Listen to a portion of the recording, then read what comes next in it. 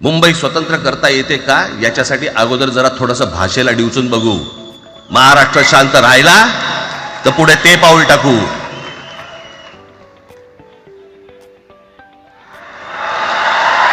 कोणाची माय व्हॅली आहे त्यांनी महाराष्ट्राला हात घालून दाखवावा, मुंबईला हात घालून दाखवावा.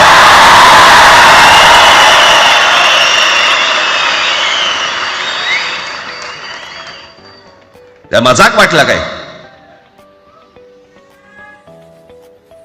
आम्ही शांत आहोत याचा अर्थ गांडू नाही आहोत.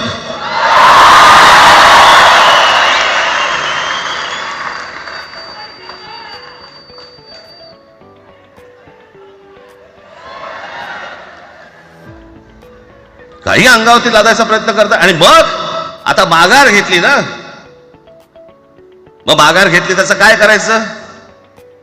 मग वेगळ्या ठिकाणी वळवा सगळं प्रकरण. वेगळ्या ठिकाणी म्हणजे कुठे?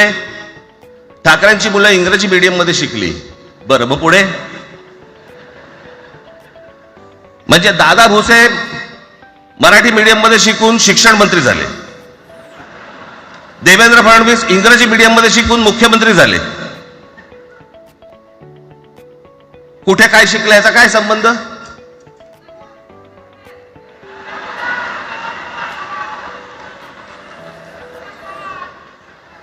कोणाकोणाची मुलं इथे परदेशामध्ये शिकतायत, याद्या आहेत आमच्याकडे.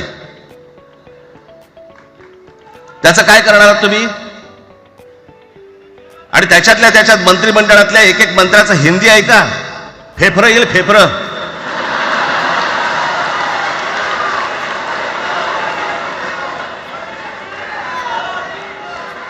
हे असले प्रश्न महाराष्ट्रात विचारले जातात. आता मी तुम्हाला अजून एक गोष्ट सांगतो.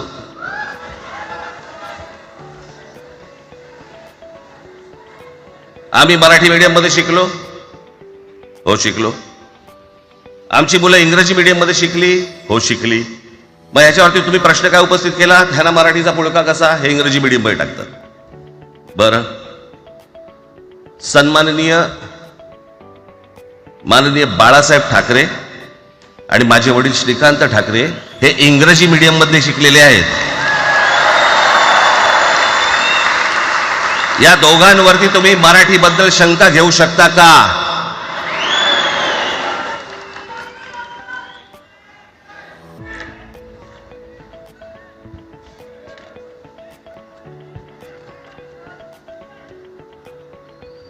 लालकृष्ण अडवाणी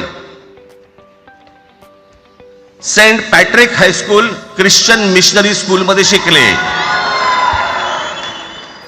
हिंदुत्वावर शंका घेऊ का त्यांच्या? कॉन्व्हेंट स्कूल मध्ये शिकलेले आहेत अडवाणी. दक्षिण भारतामध्ये बघा, तमिळच्या प्रश्नावरती, तेलुगूच्या प्रश्नावरती कडवटपणे समोर येऊन उभे राहतात.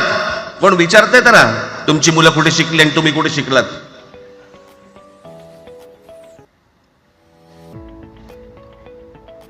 उद्या मी हिब्रू भाषेत शिकीन आणि मराठीपणाचा कडवट अभिमान बाळगीन. काय प्रॉब्लेम आहे?